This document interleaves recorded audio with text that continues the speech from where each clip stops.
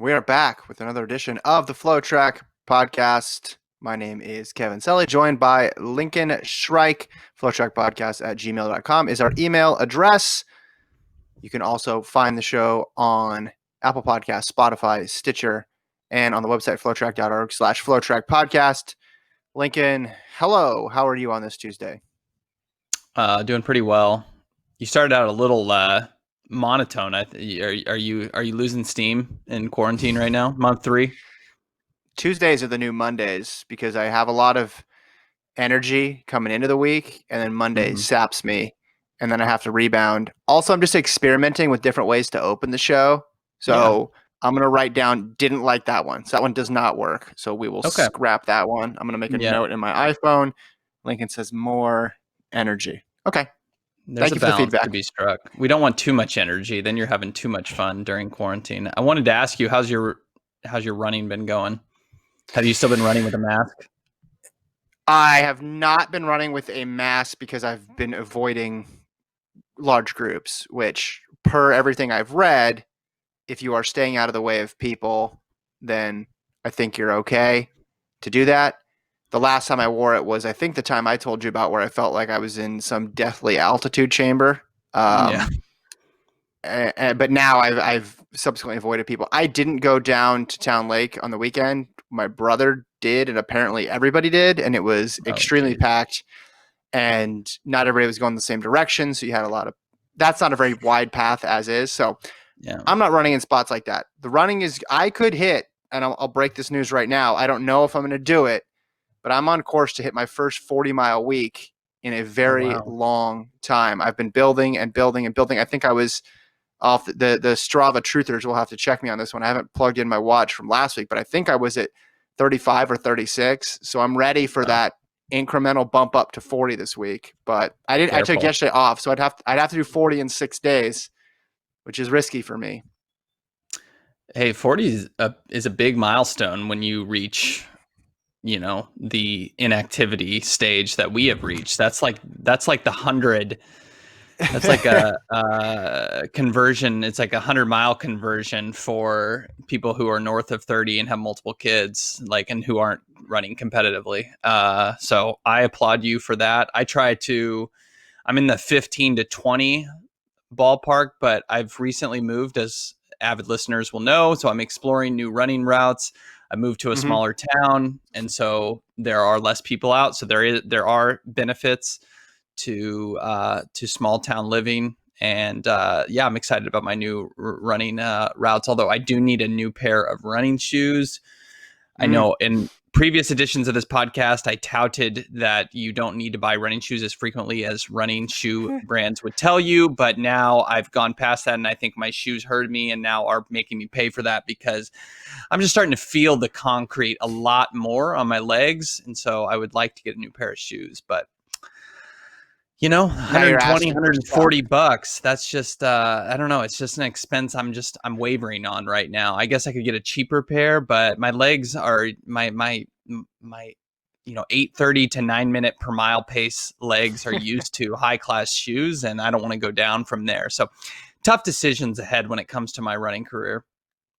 When you run in a small town, it's always tricky because you run out of town very quickly. You run out of places to run. Is that the situation you're finding? Um, I have not yet. Keep in mind, my runs are 3 to 5 miles. So I'm a loop type of a guy. So I have, um, one of my loops is I go to a park. It's a half a mile away, and then I loop around, and a big long stretch of my run, believe it or not, is on a street called Main Street. That's not exactly surprising. It's on brand for a small town. It's the biggest street in the city, Main Street.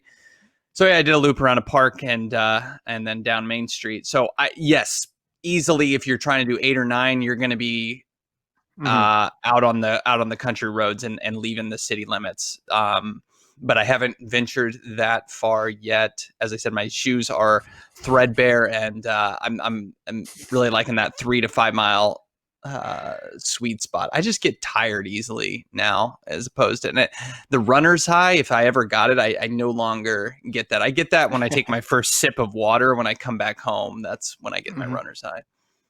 I'm getting to the point where I want to write down my workouts ahead of time for the week, so I hold myself accountable to them and I actually have a plan, as opposed to, I'll just see how many miles I can run. Because if you do that, it always ends up being fewer than you actually should Absolutely. run. Yeah. But definitely. I've been doing the last 2 weeks. I've done, air quotes for those who are not watching on the site, a speed session, one speed session per week as well too, which has just been 10 by 1 minute, which was fun. I mean, like when you are just doing miles all the time and you actually do a little bit of speed and you're like, oh, wow, this like passed the time a little bit quicker when I did an actual structured workout. There's some fun to be had there. I'm not hopping into 8x800 on the track or anything like that, but it was a good change of pace, and I'm looking forward to doing more of that. My problem is the schedule is just so hectic. One time I'm running at 9 at night. The next time I'm running at 8:30 in the morning. I'm pushing a stroller. I'm not pushing a stroller. I have a cotton mask over my face. I don't have a cotton mask over my face. It ranges. It ranges right now. But I'm looking forward to hopefully hitting 40 this week and just becoming a new person. That's really what I'm hoping. I do have new shoes. You have new shoes. I have new shoes on the way, is what I was going to say. Yeah. Do you have like a mark beyond 40 that you're trying to hit? Are you going to try to get to 50? Or are we going to be like 100-mile Kevin by the end of this period of quarantine? I don't think my body could take it. The most I've ever done is 70. That was many, many years ago. What's the mark of, like, where would you respect me? What miles per week would you be like, oh man, Kevin's really doing something? 50. I feel like 50 is the marker for your training for something. And I know you're not, at least last time I spoke to you about this, you're not necessarily doing that. But I feel like if you're above 50, you're like, you probably need to be having a race on the calendar, or you're okay. You're not doing it. Like, you can run 40 miles a week on accident. I know you're not doing it by accident, but like you could do it and be like, oh, wow, I ran 7 several times this week and got in 5 everywhere else. So I ran over 40 miles a week. But above that, you're kind of planning, and it probably indicates that you're working towards a race of some sort.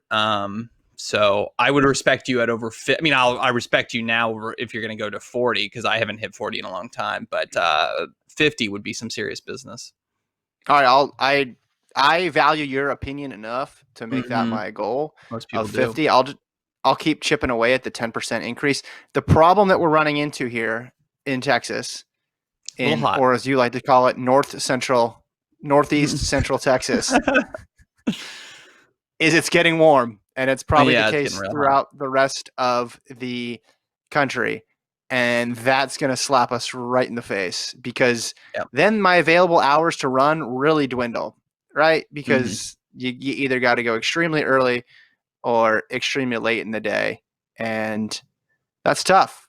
That's tricky when you're trying to get out the door and you're trying to find motivation. But I don't know. I guess we did some runs last year. And for those who don't know, and this is the first time listening to this podcast is basically about Lincoln and I running. That's what we've turned it into, in case you're confused. Yeah, people want to hear about subpar runners. We're going to talk about Dani Jones going pro in a second. Yeah, we'll get to that. Who's better? Insignificant news. Okay, so do you remember last year during the summer, a couple times you joined me on some 3 p.m. runs during the summer? Do you remember that? By the trail near our office. Yeah. Yeah. So those were like really painful, because it was 95, 96 degrees, sometimes almost 100. Yeah. But if you did 4 miles, like if you got through it, it felt like you had just run 10. And then I would run on the weekends, at 7 in the morning or 6 in the morning, it was like coming down to low altitude again. It was amazing. Like I had so much more energy, just because like the heat acclimation was tremendous. So if I did it once, I can do it again. It just is, man, when the humidity is just a blanket and the sun is relentless in the summer here. What is it? Live high, train low, or what is it? Train high, live low, or something like that. Live high, train low. Live high, train low. There you go. Yeah. So kind Live of, cool, train hot.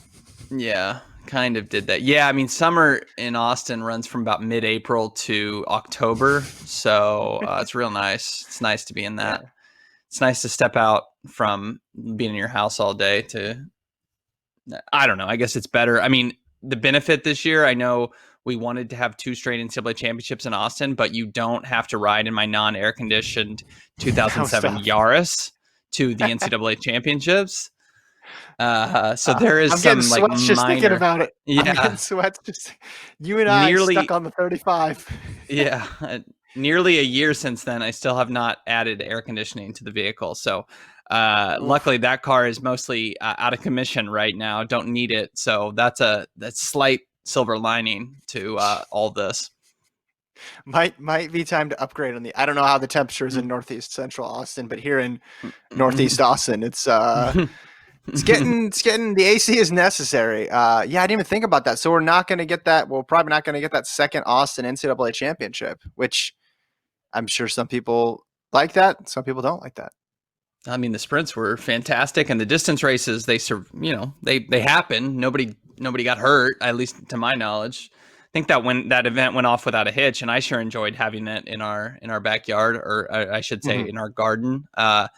So yeah, if they skip over that because of the lost year, it's going to be a little bit of a bummer. Yeah, all sorts of weird stuff happening in the calendar. Let's talk Dani Jones. Right as Gordon and I were recording, mid-recording, the news broke that she's turning professional, and then later on in the day said that she'll be training in Boulder with Joe Bosshard's group, which includes Emma Coburn, among other numerous fast women in that group. Um, Thoughts? No, I'm not altogether surprised. No, of course, not entirely surprised. Gordon and I speculated a couple weeks ago that she might sign with Bowerman Track Club. That obviously is not going to happen, but she is going to stick around, do the familiar thing.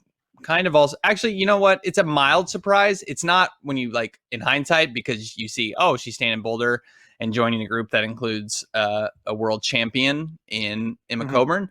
But at the same time, she didn't go to Bowerman Track Club and she's not staying with Mark Wetmore and Heather Burrows. So she's leaving 2 of the top choices, I would say. But you can't argue with the recent string of success that Emma Coburn has had with Bosshard. Of course, her husband. He has made a name for himself in a coaching career that's only spanned maybe 3 to 5 years. So they've Yeah. built quite the contingent there in Boulder. So that's quite the signing for the. I'd say maybe not a signing, but it's quite the get for them. That'll be another good training partner for Coburn, and that should elevate Dani Jones as she goes on to a pro career. Of course, in this uncertain economy, she doesn't have a sponsor just yet, but I assume that's coming down the pipeline. When is the question that no one seems to know between athletes, agents, people that speculate about it like us. We don't really know, but she's got an agent. She's got a training group. She's in a good position other than not having a paycheck yet, but that should be to come. Yeah.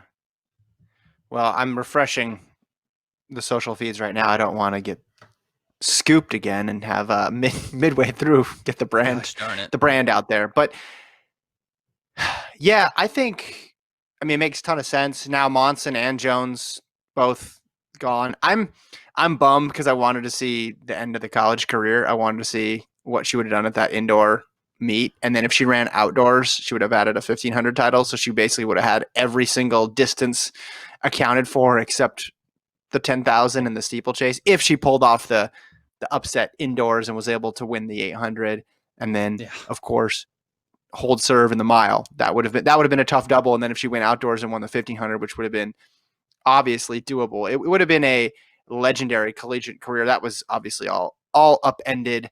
So makes the decision to go pro.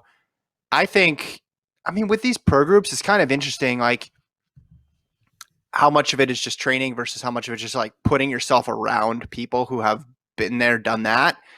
And in that sense, it makes sense to you have a world champion there. Like Emma Coburn will know a lot about the circuit. She'll be able to give her advice and feedback. Not that she wouldn't have been able to figure out on her own, but it would certainly would speed up that process. And then there's a lot of people, just a bunch of people to train with who are at her level, near her level, more so than she would get at Colorado.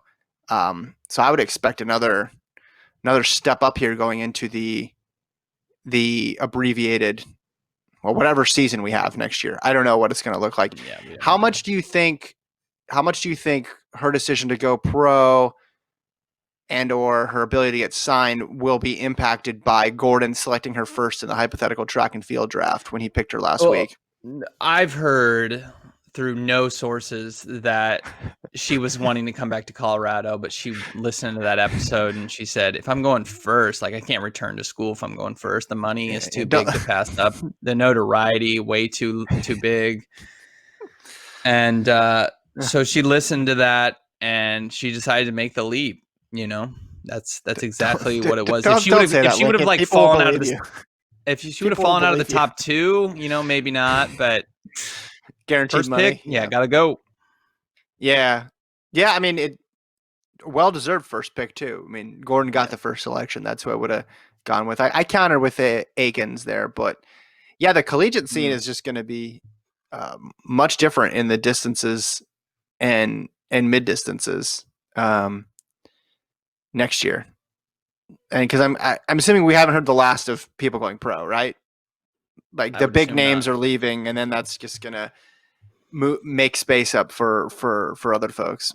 Well, in the Fast Women newsletter where she kind of announced her decision, she mentioned that her and her former teammates had talked about this together. So Joe Klecker and McKenna Morley. So I could see, I mean, Klecker's, you know, the bigger fish there. I could see him coming soon as well there. That just seems to be it. We wondered, are the big names, you know, in months past, are the big names going to try to come back, or are they going to turn professional? And obviously so far we're 2 for 2 with turning professional. I feel like this is now the in vogue decision. I don't think we should underestimate the, you know, the trends set by the bigger name and what that does for other athletes. I think they're going to say, I'm going to make the jump. Especially when you don't know what it's going to look like coming back. I mean, we don't know what next season for the NCAA holds, and you don't want to go too long without having raced, into which maybe your status, your potential attractability as an athlete is lessened by the fact that you haven't raced in several months. It's probably best to turn pro, which I feel like that's what these athletes are looking at, even without signing with brands. You want to be as close to your last race as possible when you sign your professional contracts. And so maybe that's what these athletes are looking to do. And of course, with these seniors too, you have to figure out other logistics that we're not even necessarily talking about, like school, and do I need to transfer, and is there a program for me of which I want to, you know, get into a certain field or you know, studies, and so that could all be that they, and so I'd into other ends of running, that being professional running. The event that she's going to wade into, probably 1500, right? It's a tough squad to make right now. That is going to be incredibly difficult. I would run the 5,000 if I was her. I think that's actually her best distance. Okay, that one's also hard though. That was what I was also going to reveal to you. 5,000 right now in the U.S. also hard. It's hard, but it's not Shelby Houlihan, Jenny Simpson hard. It's Carissa Schweizer, Elle Purrier, and Rachel Snyder hard. I think that's a different game. Yeah, it's and you Vanessa need to be Vanessa Fraser too. Yeah, you need to be well under 1450 like shape hard. That's what the reality is too. I think she can do that. I definitely think she can. I don't know about well under, but I think she can run in the 1450s outdoors. Really? Yeah. I mean, that's what it's going to take. It's just. Are you saying that just because the cross country title combined with the finishing speed just bump up? I mean, she ran 15:17 indoors. And, you know, who knows? Maybe in a race where the person in front of her is isn't Jenny Simpson well out and ahead, maybe in a race a la the Bruce Lahane or whatever meet that was. I don't know, Sharon Call. I forget my BU meets confused, but the BU Sharon Collier. There you go. December 1st, fastest 5,000 east of the Mississippi and also west of the Mississippi Classic. There you go. Yeah. Yeah. Brought to you by Staples, where you can get all your work from home supplies. Okay. If she would have been in that race, maybe, that's being paced for the 15 teens. Maybe she runs a little bit quicker. I mean, that's whatever. That's splitting hairs.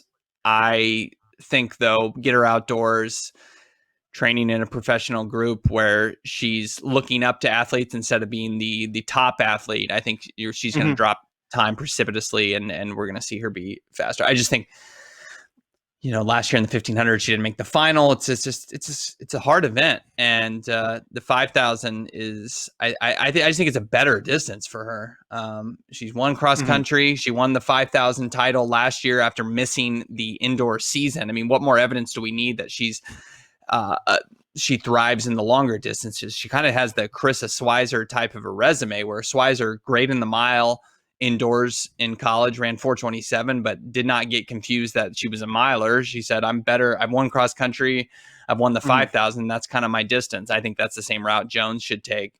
And we'll see. I mean, maybe she knows something I don't, and maybe her coach will know something I don't. But I think her path forward right now, easier path forward, is in that 5,000. Well, they definitely know more than you. That's clearly established every time on the show. Who's making that claim? I mean, I'm not. Well, training partner wise, I mean, then she's got Dominique Scott, Eford, Aisha Pratt. I mean, a lot of those women are good in multiple events. It's not just like they're stone cold specialists in one thing. Emma Coburn famously has not run a 5,000, much to Gordon's dismay.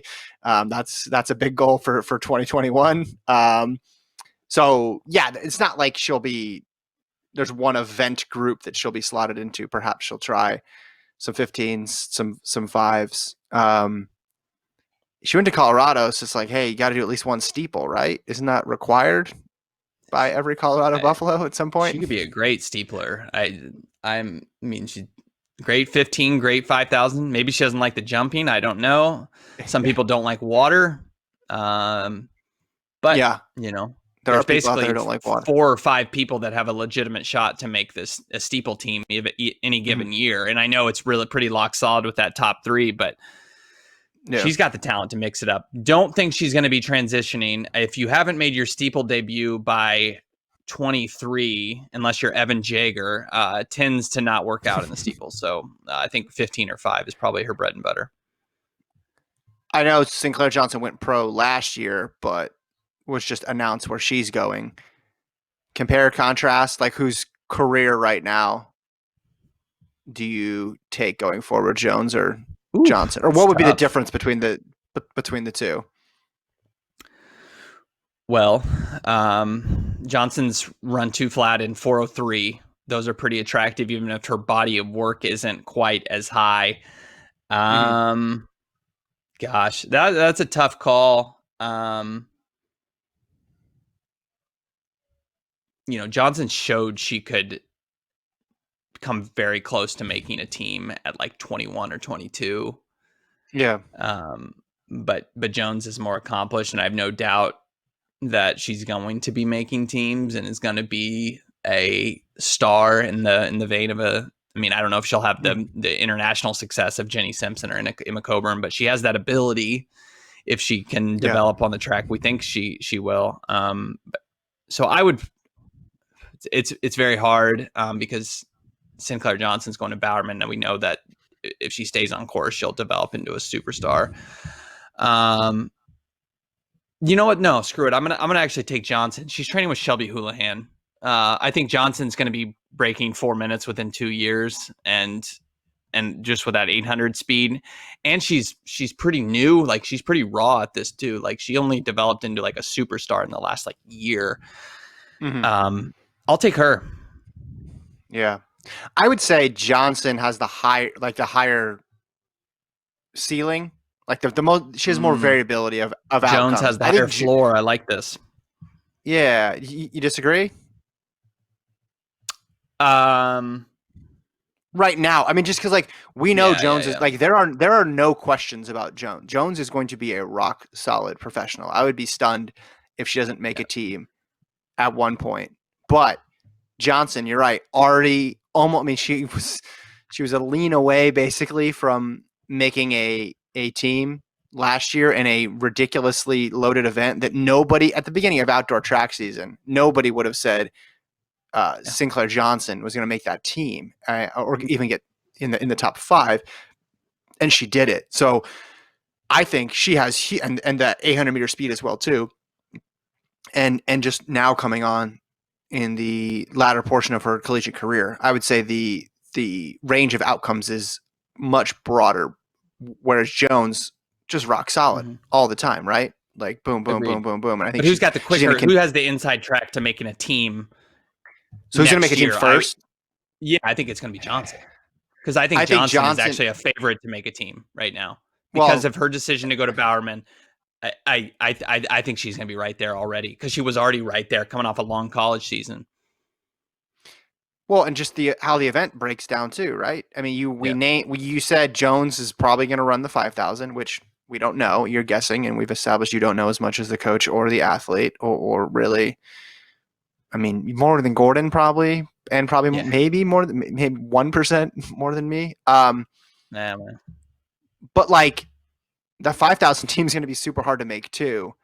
Yeah. I guess I could see. I'm with you. I think I could see Johnson making a team before Jones, Yeah. because Jones is going to have to get in front of, now assuming these people run these events, which we don't know, but Jones would have to get in front of Schweizer, Purrier, Frazier. I Yeah. mean, is Emily Enfeld going to run the 5 as Well, well in too? an Olympic year, probably. Yeah. Rachel Snyder, um, in the 1500, Sinclair Johnson. There's Shelby. We already know where she sits in that pecking order, right? We have a good idea because she finished 4th last year in a Right. championship year. So she Yeah. starts off, not to say that she's going to be able to replicate that exactly, but she was 4th. She was just behind Nikki Hiltz in a strong year in the 1500. So we know where she's at. So I don't think it's a slight on Jones to say that it's going to be No. a battle for her to try to get on the team. Johnson's already in that conversation like right now. The women's I mean, 5,000 just took off. this is the Tua versus Joe Burrow. Sinclair Johnson became Joe Burrow. She was not a top 10 pick, and then all of a sudden she had a monster year, and she right now in my 2-person draft is going number 1, whereas Dani Jones had some injury history last year, but is obviously hugely talented. She's the Tua. She's not falling outside the top 5, okay? But who has the higher ceiling right now? Probably Johnson. Well, I mean, so what if Jones did run the 1500? It's not crazy to think she could run. No, of course not. I I mean, mean, she's obviously run make a 406. final. She's run 407 back when 407 was still really fast for a collegiate. I mean, I guess it still is, but when you run 405 in 98-degree heat, as Sinclair Johnson did, that changes the Yeah, game a little bit. And later that summer, run 403 in a U.S. final. yeah. As good. So, no, Jones can absolutely be there. But when you look at somebody running the 1500 after missing a final last year, and I know she was injured indoors, but it just makes more sense to me when you look at the cross country resume to say, maybe try that 5,000. So, but with Johnson, you said too flat in the 8. Maybe there's something there too, right? Could you run the 800? It's definitely a weaker event internationally. And well, in the U.S., I wouldn't.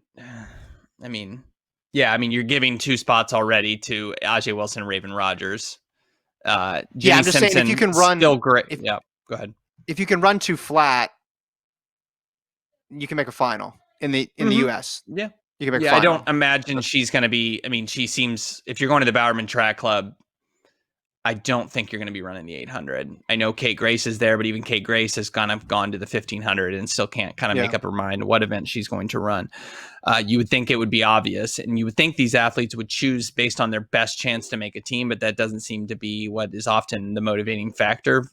And so I have to think the 1500. I think she's better at the 1500. I mean, 403 to me is better than 2 flat. I could be wrong, but I still think 1500 is going to be her race. And I mean, either way she chooses, she's going to have a real good shot. But I think the 1500 is probably still her best opportunity, and that is where her talents lie. Yeah, and I think Jones is legit top 10 in both events, 15 and 5. It's just a matter of what gets you to top 3. I'm looking forward to listening to this back later and being proven completely wrong next year and being way off base. So yeah, I don't know. Cold hard takes or whatever. Ice cold? No, something freezing cold takes. Freezing. There we go. Would you like to do some emails? Yeah, let's do it. Let's hear what the listeners have to say. This is Tim from Virginia. He says this one is going to feature some East Coast bias, so feel free to save it for a day when Gordon is co-hosting. Nope, not going to do it because I don't want to hear Gordon talk about Joel Embiid. I know Kevin and Lincoln factored an NCAA relay performance into their individual event debates, but they left off the most historic relay competition in the college ranks. All caps, the Penn Relays. Granted, when you look at the historic results, there is a heavy northeast slant, especially from the early days. I leave these stats here and let you handle the takes.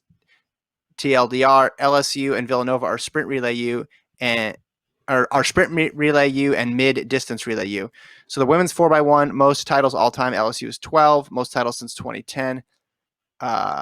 Texas A&M, men's 4x1, most titles all time, LSU and TCU are tied with 6. Titles since 2010, Houston has 2. 4x4 for women, Texas all time with 12. Texas and Oregon both have 3 since 2010. Men's 4x4, Villanova, most titles all time with 12. Villanova, 4x4U. Titles since 2010, A&M, Houston, LSU each have 2. Women's 4x8, Villanova has the most all time in 14 and the most since 2010 with 5. Men's 4x8, Villanova, 20. Penn State has 3 of them since 2010. 4x15 for the women. I know your personal favorite. Love that Look, Lincoln, you get 4 people together and you just figure who can cover 6,000 meters the fastest. It's the purest let's do it. portion of sport. Villanova 13 and then 5 since 2010. Men's 4x mile. Arkansas, Villanova both have 20 titles, and Oregon has 3, the most since Oregon has 3 since 2010, which is the most. We should say Gordon did push back on our 400 meter U pick. He really was lobbying hard for Texas A&M due to the depth of their 4x4, because we were factoring relays in, although it wasn't the entire. I don't think it was as much weight as the individual portion, because we did bring up not. That's well, dumb. We did bring up USC. We did bring up USC men and women having good 4x4s in the last year, in addition to individual stars. But I don't care how many top 10 people. I don't care how many times you appear in the top 10 list because you ran a fast 4x4 in April. Like, that's not where it's at. It's individual titles. You got to have the superstars. How many championships in major sports were run with a team without any Hall of Famers? Like, you don't win things without Hall of Famers. USC and Baylor have Hall of Famers. Texas A&M, they have Fred Curley, and he did it on the individual side. I don't care about 4x4s as far as a legacy of a program. Do it on the individual side. Oof. That's a hot one too. Jessica Beard. You got to be the best. You got to be the best of your era, or else you're not a group. You're not 400 meter U if you're just winning the relays. I'm sorry. You got to have the individuals shine through. You just have to. So you're still putting USC 1, Baylor 2? Yes. Okay. Yes. All right. And to this guy's question, what was the question here? That there's a bunch of teams that he's just basically saying you got to factor in, because people do care about Penn Relays, right? That's like the one of the meets during the actual regular season that Yeah. people seem to be amped for. Although the SEC, and I don't know who was the instigator of this. I don't know if Pat Henry just got angry and decided to leave, but they decided to try to knock down the Penn relays with these national relay championships Mhm. that are still trying to get off the ground. Yeah, Penn Good name, relays. national championships. Good Yeah, name. well, it's got a better name than it's been an event so far. I can tell you that as much. Yeah, it's a shame that we're not seeing as many SEC schools go to Penn relays. Mhm. I don't know. Again, I don't know exactly why that was created and why it was trying to compete with It's the Penn relays. expensive. It's It's expensive to expensive. go to Penn, and all these Yeah, schools are getting yeah, new tracks, and their athletic departments are like, makes "Wait, why sense. did we build a new track for you to If go you're gonna be, fly?" yeah, to Philadelphia. Yeah, Yeah. which I think is going to be one thing that's going to change in the new state of collegiate sports post pandemic or post this current crisis is Is a lot more home if you meets. mm-hmm, if you have to Yeah, if they have to cut down costs. I was talking to yeah. one. I was talking to a coach last, well, might have been 2 years ago, 2018, in the winter at the coaches convention. They told me the number of dollars, how much it costs for them to go to Penn Relays. And I don't remember the number exactly because I don't have that good a memory. But I remember being like, "Wait, what? Like, is that a real? Like, that's how much it costs to go Is it like for 20 one grand? weekend?" I remember it being more. I remember it being Okay, wow. oh my god, that's a lot of money to go Yeah, yeah. to a weekend track meet because that's just you have to stay in the city. Oh There's yeah. not that many because you have to be able to go back and forth from the hotel to the venue, right? So it's not Mhm. like you can get a hotel that's way far out of town, and then flying there. Of course, like it's expensive, and you're bringing relays, right? So you're bringing multiple Yeah. multiple people, probably bringing some alternates. It's expensive. It's expensive to put on. So I think we'll see more regional stuff, more dual meets. So things Not like the necessarily a national. bad thing. No, not bad at all. Like one of the most perplexing things of track is when there's a weekend where the track team goes to 3 different meets.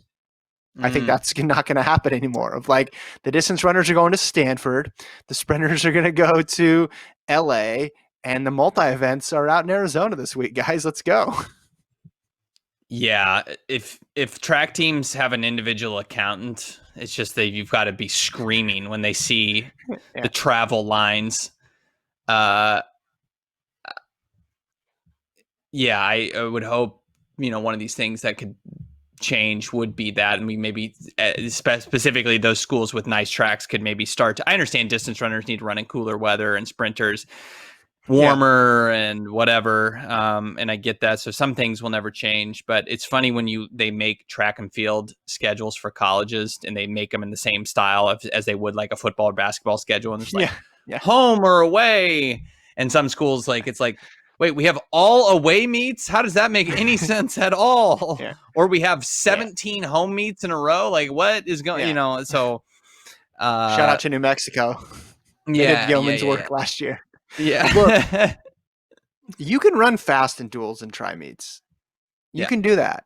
You can do that. We just You obviously can do it in short events, and you can do it in suboptimal weather. You just mentioned Sinclair Johnson. 4-0 what? In that ridiculous heat 405 with and Jessica 98 Hall? degree heat. Yeah. Yeah. Think of all the times fast collegiate women have run at Peyton Jordan under the nice, cool temperatures with a very, very slight Bay Area breeze. And the two Hmm. fastest women in season who have run it came basically when it was cooking in Austin, Texas at what 4 p.m., 4:50 p.m., I something like mean, that. ridiculous. It It was, was yeah. nuts. It was Yeah. nuts. So Yep. people can do it. You can do it. A 10,000, yeah, that's tough, but the trade off of spending a whole bunch of money to fly all the way across the country to trying to figure out something on your own, uh, in your own part of the country, and just having to make do. I think people will adapt and they'll be fine. I would love to get access to some budget sheets for some track programs that have done these like multiple trips and just how much money they're burning just to have optimal positions for NCAA qualification when you're sending, like you mentioned, athletes all over the country and or going to pin relays. Mhm. I mean, I'm almost happy that some teams are not. I mean, I love pin relays, and it's produced great memories, and it's a meet that deserves to keep going. But when you're burning so much money just to participate, unfortunately, it makes sense to Well, look for other solutions. Well, that's a name brand meet. That's a meet that's on TV. I get it. You sell it. Hey, we're in the A section of the 4x1. We're going to get our program on TV because they show the collegiate 4x1. That to me, there's some trade off there versus, okay, we're going to fly a distance runner all the way across the country to Stanford so that way they can become the 46th seed. It just, I mean, I get why you do it because that's the game and you got to play it. But that to me does not seem as worth it as trying to go to one of these big name meets, be it Mount Sac when it comes back, Drake relays, Penn relays, like those are institutions. In any event, let's go to Jeff. He says he was watching some old documentaries of past Olympics and it got me thinking of creating a new running event for the Olympics, road racing time trials. Here's how the event works. It's similar to road cycling time trial events where each athlete, Lincoln, you've seen these, they start 90 seconds after the previous athlete and I'll try to complete the distance in the fastest time. The distance would maybe be 10K and still keep the 90-second gap between runners since that's exceptionally large. What I like about this race idea is it takes out a lot of the racing strategies and instead runners rely on pure strength and guts to run the fastest time while not knowing how your other competitors are doing during the race. With it being a race against oneself, technically there's no sitting behind kicking, no tucking behind someone due to the wind, no worrying about getting boxed in and setting yourself up for the final kick. You have to run all out and hope for the best. Open to suggestions on changes. Would love to hear y'all's thoughts. That is Jeff. Jeff wants track and field to take longer, which I applaud him for zagging where everyone else is trying to zig. Also, I just don't know when as a world we decided that we hated tactics. Like, I know we want to see them go all out, but that's not changing anytime soon. And it makes things fun. It's why Leo Manzano has a silver medal. And in all likelihood, it's why Matthew Centrowitz has a gold. Like, tactics make things more interesting. That is why in baseball, everyone doesn't just even the guys who can throw 100 miles an hour don't every single pitch. Not only because it is going to help save their arm in some instances, but it's called tactics because you want to throw people off. And that's what that does. Now, his idea for this to be like a time trial to set up the way like a next, I forget how they call it in racing, but they do the time trials. Would Bernard Lagat be a good pitcher? Would Jenny Simpson be a good pitcher? I mean, I'm thinking of the tactics people here. Didn't Mariano Rivera just go in and throw 100 every single time? Is now no. He had like one pitch. I mean, that's Aroldis Chapman you're thinking of. No, Mariano Rivera had like one pitch that he threw the entire time, so that kind of throws off my narrative. But yeah, starters. I'm thinking starters. Your Garrett Coles. He doesn't just come in and throw 98 the entire time. He throws in. I think it's because some breaking balls. People see swimming when they're watching the Olympics. People see the sprints when they're watching the Olympics, and they're like, "Oh, okay, everybody's just going flat out. That makes sense." They're not watching. Have you seen those absurd like track cycling races where they're like inching along at half a mile an hour, and then I don't really know how it works, but at some point somebody goes and then they do that's the parody. But it's always going to be fast. At some point, it's going to be fast. Like that's the thing. Did you enjoy? This is a litmus test. Let me ask you this: did you like that? Speaking of Penn relays, race between Oregon with Cheserek and Villanova that year. Did you like that? Yeah, I mean, my position on it has changed a little bit throughout the years. I mean, it of course is farcical. I mean, it's so slow that it's basically a walk at one point. But I don't think of that when I think of extreme tactical races. I think my really the one I think of the most is the Matt Centrowitz 350 race in the Rio Olympic final. I mean, that's comically slow in some extents in some points of the race. It's not. I don't think in the top level we're ever going to see people speed walking. And that's race when it comes down to it is insignificant. I mean, it doesn't really matter who wins 5 years on. Like no one really cares. Right. And that type of race is so few and far between that it's not necessary to point to that as like an example of why tactical running is quote unquote ruining the sport, because it's not, because you just see that so few and far between. I I just don't think tactical running is something that we need to concern ourselves with. It's always going to be a thing, and it's never going to, I don't think, get to the point where we walk the first 3 laps and then sprint the last 3 3/4 or three quarters of a lap. It's never going to get that bad. To answer your question, yes, I did like that race because you remember it, and it was, no one wanted to take the lead, and that just is a part of racing. Now, to his point, yeah, I don't think we're going to add things that are going to slow down track and field more. We don't need to slow it down. And, but would it be cool to have a thing where in like a 5,000 we start in if your time trial was 5 seconds faster, you get to start 5 seconds ahead of the next person? That's pretty cool. So there's some things I like and some things I don't. On a road, it'd be interesting to see just like a road racing experiment, right? Mm-hmm.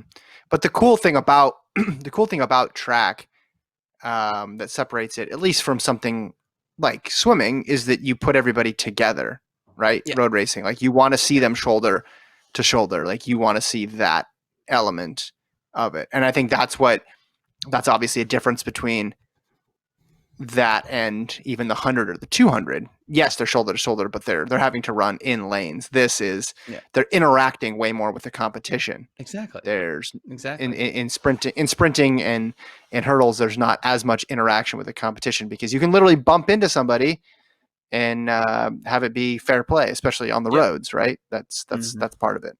I remember watching those cycling time trials back when I would watch the Tour de France, and they were always wear the little hats. Well, yeah, you're wearing your arrow helmet, but it was always interesting. The speed helmet, maybe.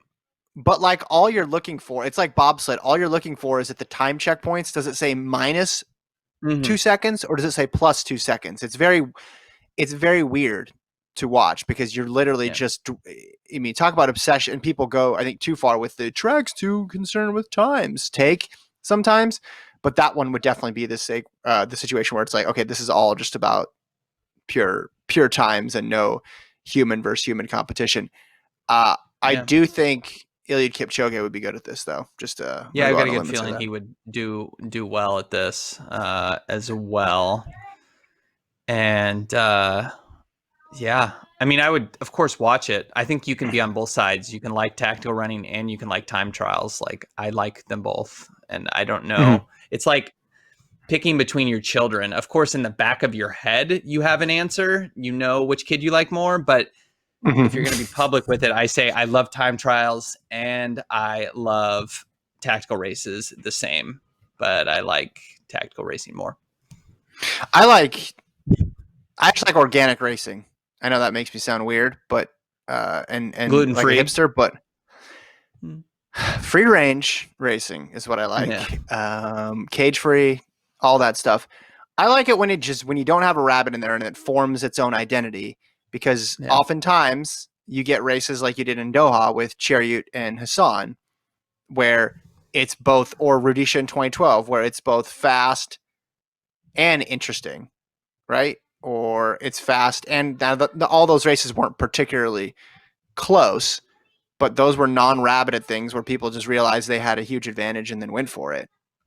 There's been like the perfect storm, right? Is you want to see a race be fast. You want to see them push the entire way, them go to their limits, but you also want to see it be competitive. And sometimes that happens.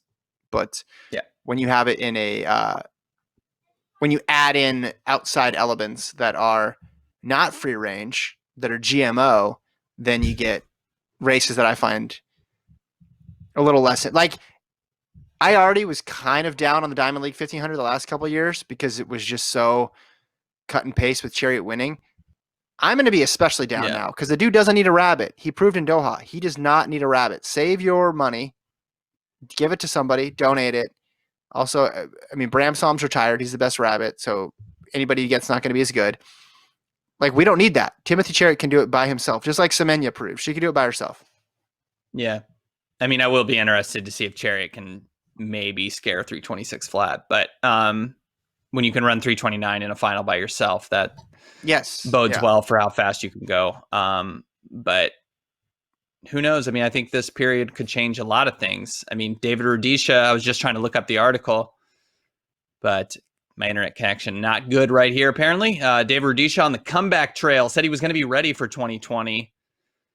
Okay. But this period will not affect his ability to come back. Believe it or not. Yeah, I don't know his training situation. I don't know what it's like in other countries. Yeah. Right? I mean, it's just hard to tell. All right, two more here. This one is from Kurt. He's talking about the impossible games. What should the Ingebrigtsens do at the impossible games? He says they should take a run at the impossible 3,000 or 2-mile record from Daniel Komen. They could push each other pretty hard. It'll be interesting to see how close they could get. As an aside, they could make sure to go after the Norwegian 2K record of 5:01.48 by Marius Bakken in 2003. They could just not. So those are two extremes. You could either knock out an extremely attainable Norwegian record, or go for one of the Komen records, which is one of the hardest. What did he run, like 7:58? I think it's less. I mean, the 3K was 7:20, right? That's just That's disgusting. That is just. Have you seen that video? Disgusting. Watch that video if you get a chance. No, I don't think I have seen it. Why? That's Kevin's recommendation for Lincoln. Why? Why should you watch it? Sometimes you have a hard time as a track fan grasping how quick someone is going, but he's going so fast that you can tell, and it just looks ridiculous. Now, maybe it's because the distance he's running and the pace he's running. Maybe it's because it's on a track and it's not on the road or something, because I get it. Eliud Kipchoge is doing something nuts. There's just something about watching that Komen race where it doesn't look real when he's running it. That's my recommend. I'm giving you one recommendation a week. Last week it was Kathy Freeman. This week, watch Daniel Komen's. That's been like 2 weeks ago. And I just want to say I did watch the Kathy Freeman race. I had seen it before, but I did watch the entire thing. And it's funny, since we've talked about in an email, annoyance at the long introductions. That one takes the cake for long introductions. That was like 12 minutes of introduction. But the race itself kind of reminded me of Noah Lyles in the 200 this past fall at the World Championships. Freeman was the massive favorite. Didn't necessarily have her best race, but she pulled it off. I think the pressure can get to the greats sometimes, but the great ones figure out a way to still get it done. No, that one that was a good recommendation. So I will check out the Daniel Komen. I have been trying to fit in, looking back at some Olympic races, and I will say credit to World Athletics. They are starting replaying and then archiving a lot of the races from the 2019 World Championships and the field events too. And yesterday they posted the women's marathon, and at dinner I just put it on to start it out with, just to see what it was like, because I know I was there, but I haven't watched the video back to see. And so it starts with that long pan of the Corniche at night, and my son started watching it and he's like, "What movie is this?" It does. It looks like the beginning of a superhero movie, and he was interested. And then showed athletes warming. They were warming up and doing heel kicks, and he was like, "What are they doing?" And then, I don't know, we got distracted. So I made it like the first couple minutes. But I'm glad to see some races. If you want to, you can watch a whole bunch of old track and field on the old YouTube or FloTrack.org. That's also a good resource I've heard of as well. So plenty there for us. And I think we found as a nation overall that, rewatching sporting events, not as bad as we thought. It's pretty fun. Yeah. So Komen's 7:20 was in Rieti in 1996. You're right on the 2-mile. 7:58. By the way, 7:58. But Lincoln, he ran 7:58 twice. Once in 97 and then once in 98. So good. I'm sure those clips look equally as ridiculous, but the idea of back-to-back miles under 4 minutes is just nuts. But the one that comes to mind to me is the 7:20. The Ingebrigtsens, the Ingebrigtsens, they're already big into teamwork anyway, right? They essentially did it in the 5,000 meter final in Doha, which was nuts. I think I would hope but who's ever in the best shape between Lil Britzen and Middle Britzen, Jacob and Philip, they should try to tow along to a fast time. And the maybe it's the 2000. That seems a little short. I mean, what's the Norwegian? Who has the Norwegian 3K record? Does one of them have the Norwegian 3K? I mean, they could get something quick. They could get something quick between the three of them. They could create a fast race. Are they social distance? Are the Britsons distancing between each other? How's this working? I guess think Norway they live with doesn't each other, probably have. don't they? Okay, they have a massive compound. Yeah, it's just a huge. What's their garden looking like these days? Are they keeping up with their garden? You saw Le Villeneuve's garden, and he has his runway in there. The Ingebrigtsens, I'm assuming, just have a track. They have an indoor track. Is Le Villeneuve's house up track. for like an Airbnb? Can I spend a weekend at the Le Villeneuve's Charter de Stadio? They had that little thing on. They had the little thing on the side. So I almost made a joke about that little, like, it looked like a wine cellar edition. I almost made a joke in my article because that, like, what are they doing inside that? Are they making fine cheeses? Are they churning butter? Is that his office space? Like, what exactly is going on in that little hut that he's built on to his home? It looked pleasant. All right, we got one more here. We got one more from Joe. You guys read his email last week on the pod, but you guys screwed it up, which I wasn't there, so not surprised. He says, I want to clear something up about his email. I wasn't saying, he was talking about the Nike, that dual meet, right? And you guys presented it as sponsor versus another sponsor. And he said, I wasn't saying it would be Nike versus New Balance versus Adidas, et cetera, because like you said, many of these brands aren't sponsoring people in each event. My idea was Nike versus all those other brands combined. So it would look maybe something like this. So Nike versus the world, which was clearly written in his last email.